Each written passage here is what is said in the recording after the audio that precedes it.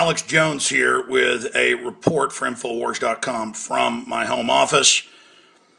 On Friday, I heard this Tina Brown NPR piece when they re-aired it, because I like to monitor what the big tax-free foundations are putting out, their so-called public radio.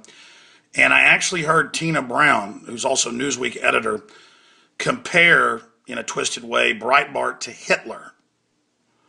And of course, Breitbart was Jewish.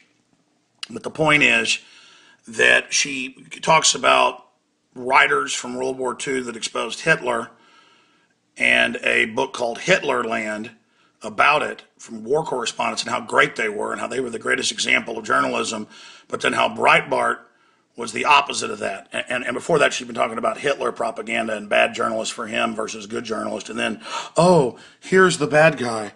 He's Breitbart. And I'll play a little bit of that in a minute if this audio doesn't reset like it keeps doing. But then there's this subject, the Daily Caller and others are like, oh, L.A. coroner, Breitbart died of heart failure, no foul play suspected. But then you read in to the article and you find out that it is a preliminary report, no trauma. It says no significant trauma, so I guess there might have been some. No trauma like knocked on the head.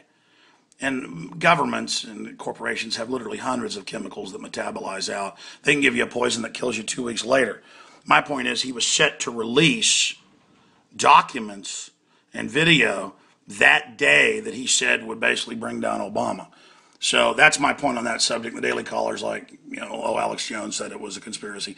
I said no one I know buys. No one I know buys the story out of hand. Everybody says it stinks to high heaven. Okay, so here's the article plugging Hitlerland. Does sound like an interesting book. And then she's like, oh, the good journalists that exposed Hitler versus the bad ones. And they segue. You can go listen to the whole report at NPR, Tina Brown's report on Hitlerland, and they segue into Breitbart. And here is that audio or part of it. More recently, it's from the New York Times by the media writer David Carr. It's called The Provocateur. That's right. Well, of course, during Hitler's Germany, there were 50 foreign correspondents from America in Berlin, which is an incredible index of the golden era of journalism. What we have, of course, in the era of today with Andrew Breitbart, the blogger, the right-wing radical blogger who just recently dropped dead in the early 40s, was, of course, the absolute opposite. It's really the degradation, in a sense, of the journal. Did you hear that? Who just recently dropped dead? She says that with a little bit of enjoyment. And then she just goes on to basically imply he's like Hitler. I mean that's what this whole piece is, in a very sneaky way. And then I was looking it up. She also compared Rick Santorum, regardless of what you think of him, to Judas Iscariot. This is the head of Newsweek. This isn't even an American, as you can hear. Nothing against folks with British accents. It's just, why do they have to import all these foreigners on CNN and the rest of it to shovel us condescending know-it-all garbage?